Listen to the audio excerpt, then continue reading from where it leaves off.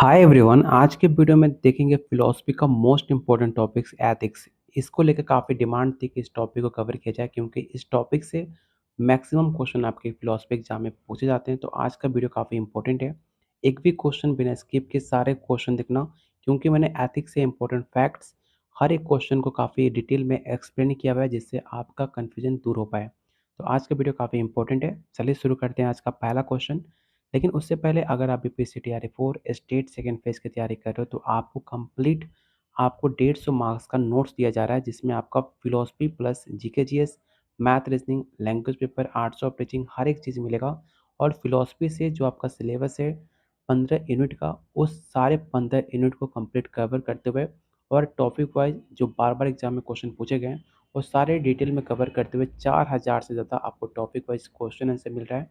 Topic wise theory, previous year question answer, GK GS, math, reasoning, arts of teaching हर एक चीज़ आपको मिल रहा है। और सबसे मोस्ट इंपॉर्टेंट है आपका फिलोसफी का ग्रुप, जिसमें सिर्फ आपको फिलोसफी के स्टूडेंट होंगे। उनके साथ आप डेली क्यूज अटेम्प्ट कर सकते हो, उनके साथ ग्रुप डिस्कशन कर सकते हो। जो आपको नोट्स दिया जाएगा, नोट्स के अकॉर्डिंग आपको डेली क्यूज मिलेगा जिससे आप अटेम्प्ट करके अपना और बेहतरीन प्रैक्टिस कर सकते हो। क्योंकि क्यूज और ऑनलाइन टेस्ट लगाना काफ़ी इंपॉर्टेंट होता है किसी भी पेपर को क्वालिफाई करने या खुद को जज करने के लिए। सबसे बेहतरीन तरीका आपको डेली टेस्ट लगाना।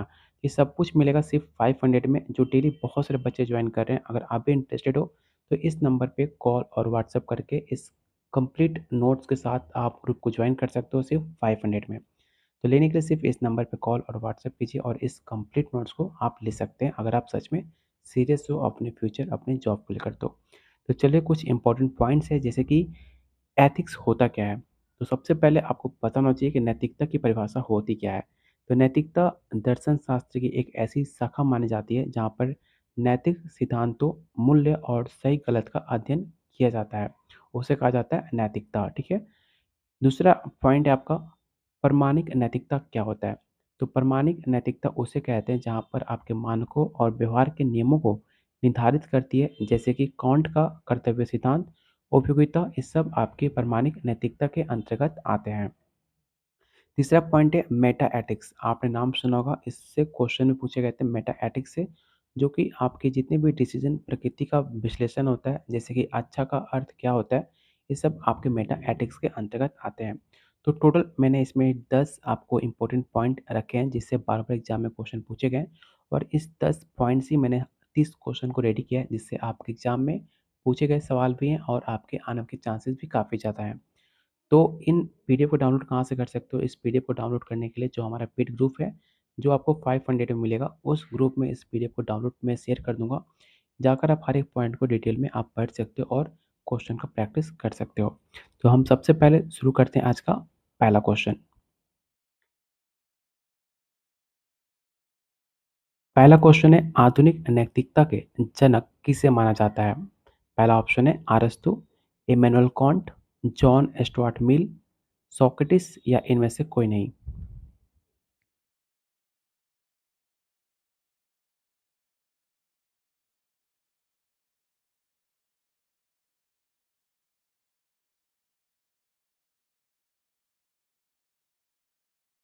तो आपको पता होगा आधुनिक नैतिकता के जनक इमैनुअल कांट को माना जाता है। ठीक है। इमैनुअल कांट कौन थे? तो इमैनुअल कांट आधुनिक नैतिकता के जनक माने जाते हैं क्योंकि उन्होंने कैटेगोरिकल इम्परेटिव जैसे नैतिक सिद्धांत को प्रस्तावित किया, जो कि कर्तव्य और नैतिक नियमों पर आधारित है। तो इसका राइट आंसर क्या होगा? तो ऑप्शन नंबर बी होगा।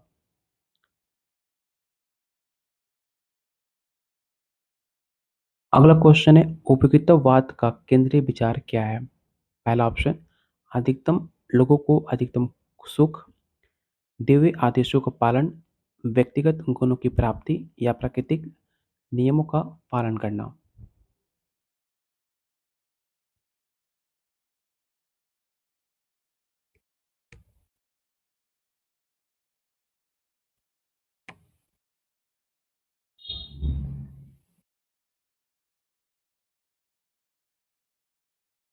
तो क्वेश्चन टू का जो राइट आंसर होगा ऑप्शन नंबर आपका ए होगा। याद रखना, उपयोगितावाद का जो केंद्रीय विचार है, सही कार्य वो होते हैं जहाँ पर आपका अधिकतम लोगों के लिए अधिकतम सुख लाता है, जो कि जेरेमी बेथम और जॉन स्टुअर्ट मिल के सिद्धांतों पर आधारित माना जाता है। तो ऑप्शन नंबर ए इसका राइट आंसर होगा।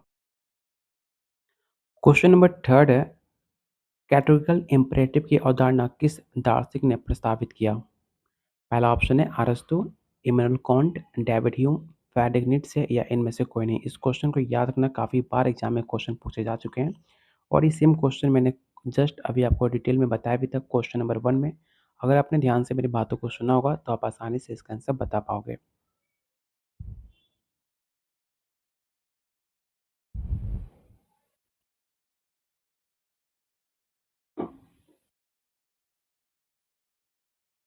तो क्वेश्चन नंबर थर्ड का जो राइट आंसर होगा ऑप्शन नंबर बी होगा, इमैनुअल कांट।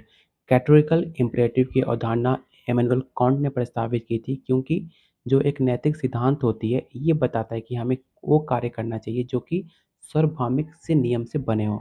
इसलिए इसका जो राइट आंसर होगा ऑप्शन नंबर बी होगा, इसे याद रखिएगा। क्वेश्चन नंबर 4, गुण नैतिकता किस पर जोर देती है? पहला ऑप्शन कर्मों के परिणाम पर, नैतिक नियम और कर्तव्य, चरित्र और गुण, सामाजिक समझौते या एक से अधिक।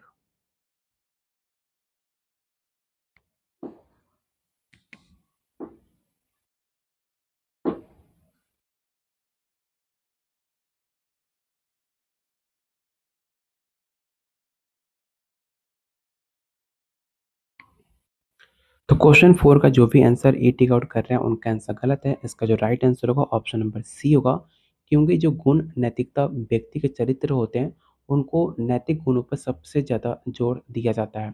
अरस्तु के अनुसार एक अच्छा जीवन जीने के लिए व्यक्ति का संयम, साहस और न्याय जैसे गुणों का विकास करना जरूरी होता है।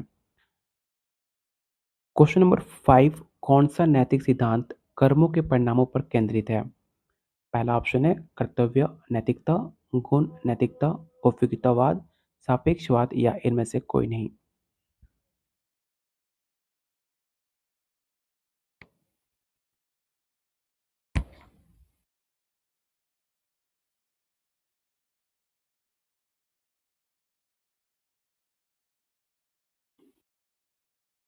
तो क्वेश्चन 5 का जो राइट आंसर होगा ऑप्शन नंबर आपका सी हो जाएगा। अगला क्वेश्चन है, कर्तव्य नैतिकता का प्राथमिक ध्यान क्या है? What is the primary focus of deontological ethics? पहला ऑप्शन कर्मों का परिणाम, नैतिक कर्तव्य और नियम, व्यक्तिगत सुख, सामाजिक न्याय या एक से अधिक।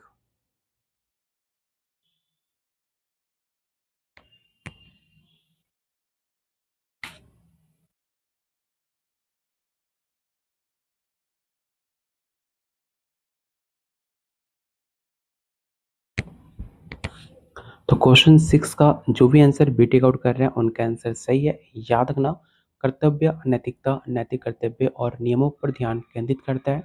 इमैनुअल कांट के अनुसार जो भी हम अपने कर्तव्य का पालन करते हैं, भले उसके परिणाम कुछ भी हो, वो नैतिक कर्तव्य और नियम के अंतर्गत आते हैं। तो ऑप्शन नंबर बी इसका राइट आंसर होगा।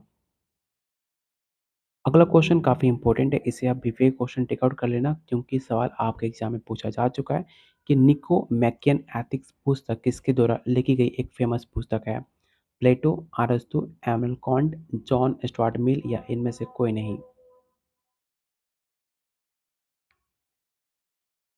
अगर आपने नाम सुना होगा निको मैकियन एथिक्स, अगर आपने पढ़ा भी हो, तो इस बुक में जिक्र किया गया था जो भी हमारे गुण होते हैं वो नैतिकता पर आधारित होती है। इसमें अच्छे जीवन के गुणों को महत्व पर चर्चा की गई थी, जो कि अरस्तु के द्वारा इसे लिखी गई थी। तो ऑप्शन नंबर बी इसका राइट आंसर होगा।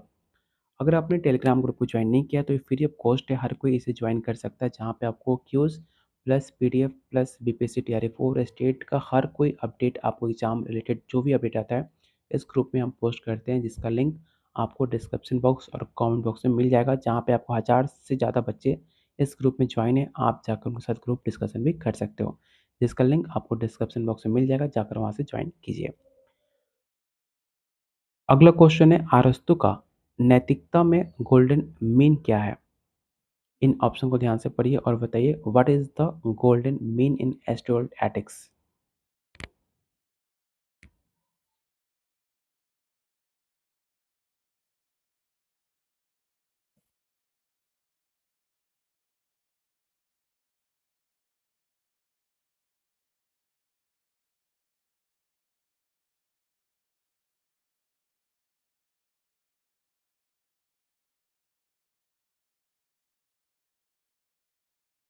तो क्वेश्चन 8 का जो राइट आंसर होगा ऑप्शन नंबर आपका ए हो जाएगा, ठीक है? अरस्तू का जो गोल्डन मीन था वो अति के बीच संतुलन का सिद्धांत माना जाता है कि उदाहरण के तौर पर जो आपके साहस या द्रव्यपूर्ण जो लोग होते हैं, उनके अति आत्मविश्वास के बीच संतुलन बनाना काफ़ी ज़्यादा ज़रूरी होता है। तो इसका राइट आंसर क्या होगा? तो ऑप्शन नंबर ए होगा।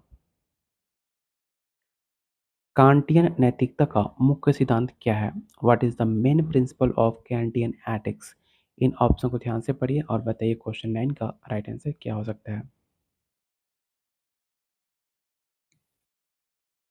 सबसे पहले आपको पता होना चाहिए कि कैंटियन एथिक्स होता क्या है। तो कैंटियन एथिक्स एक नैतिक नियम है जो कि हमें बताता है कि हमें वही कार्य करना चाहिए जो कि एक सार्वभौमिक नियम बन सके, ठीक है? तो इसका राइट आंसर क्या होगा? तो ऑप्शन नंबर बी होगा, कैटेगोरिकल इम्पेरेटिव। कौन-सा नैतिक सिद्धांत साध्य साधन को उचित ठहराता है? वाक्य से जुड़ा है। इन ऑप्शन को ध्यान से पढ़िए। पहला ऑप्शन है कर्तव्य नैतिकता, गुण नैतिकता, उपयोगितावाद, सापेक्षवाद या एक से अधिक।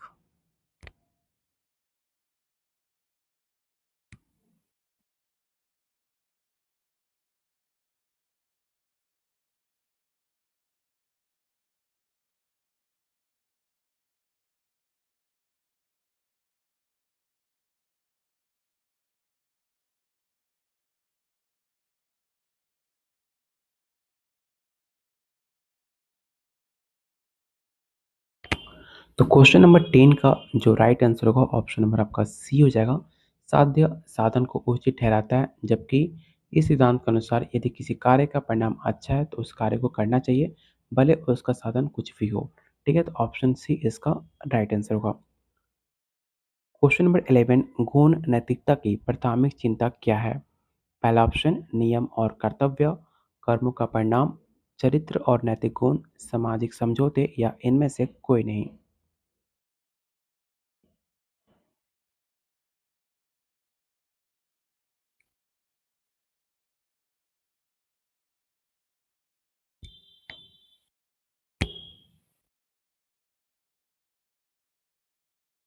तो क्वेश्चन 11 का जो राइट आंसर होगा ऑप्शन नंबर आपका सी हो जाएगा।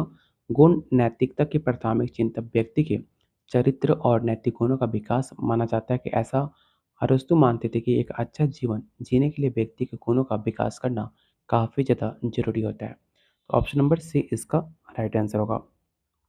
अगला क्वेश्चन, अज्ञानता के पर्दे की अवधारणा किसके लिए जानी जाती है? इस क्वेश्चन को याद रखिएगा कि who is known for the concept of veil of ignorance? पहला ऑप्शन है जॉन रॉल्स, इमानुएल कांट, अरस्तु, जेरेमी बेंथम या एक से अधिक।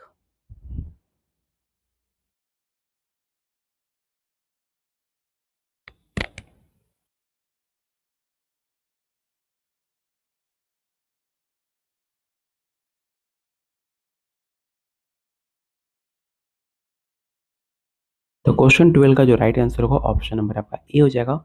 अज्ञानता के पर्दे की अवधारणा जॉन रॉल्स ने प्रस्तावित की थी, जो कि एक नया सिद्धांत है जो कि ये बताता है कि जो भी हमारे न्यायपूर्ण समाज के नियम को बनाते समय लोगों की अपनी सामाजिक स्थिति के बारे में जानकारी नहीं होनी चाहिए। तो ऑप्शन नंबर ए इसका राइट आंसर होगा। अगला क्वेश्चन है उपयोगितावाद का मुख्य लक्षण क्या है? इन ऑप्शन को ध्यान से पढ़िए और बताइए क्वेश्चन 13 का राइट आंसर क्या होगा।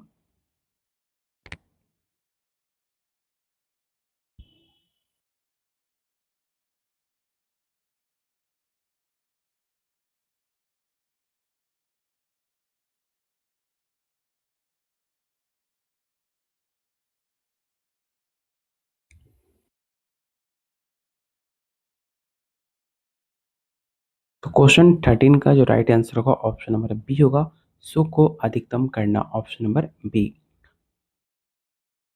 अगला क्वेश्चन है विल टू पावर का विचार किस दार्शनिक से जुड़ा हुआ है? पहला ऑप्शन है Friedrich Nietzsche, Immanuel Kant, John Stuart Mill, अरस्तु या एक से अधिक। और आप लोगों से रिक्वेस्ट है कि प्लीज़ जितने लोग वीडियो देख रहे हो उतने वीडियो पे लाइक होने चाहिए। अगर आप भी चाहते हो डेली आपको फिलोसफी से टॉप 30 क्वेश्चन कराया जाए, तो प्लीज़ वीडियो को सबको इस लाइक कीजिए, सपोर्ट कीजिए, तभी आपके लिए डेली आपके सिलेबस के अकॉर्डिंग आपके लिए बेहतरीन से बेहतरीन टॉपिक लेकर आएँगे। और आप टॉपिक भी कमेंट बॉक्स में टॉपिक सजेस्ट कर सकते हो कि अगला वीडियो किस टॉपिक पे देखना चाहते हो, उस टॉपिक से डेडिकेटेड हम टॉप 30 क्वेश्चन लेकर आएँगे। थ्योरी और व्याख्या सहित जिससे आप आसानी से और बेहतरीन तैयारी कर पाएँ अपने एग्ज़ाम के लिए। तो क्वेश्चन 14 का जो भी आंसर ए टिक आउट कर रहे हैं उनका आंसर सही है Friedrich Nietzsche. Will to power का विचार फ्रेडरिक नीत्शे से जुड़ा होता है क्योंकि विचार ये बताता है कि मनुष्य की जो मूल प्रेरणा है वो शक्ति प्राप्त करता है। तो ऑप्शन नंबर ए इसका राइट आंसर होगा। और आज का लास्ट क्वेश्चन रहेगा, ठीक है, परिणामवाद का प्राथमिक ध्यान क्या है? पहला ऑप्शन है नैतिक कर्तव्य, कर्मों का परिणाम, गुण, सामाजिक समझौते या इनमें से कोई नहीं।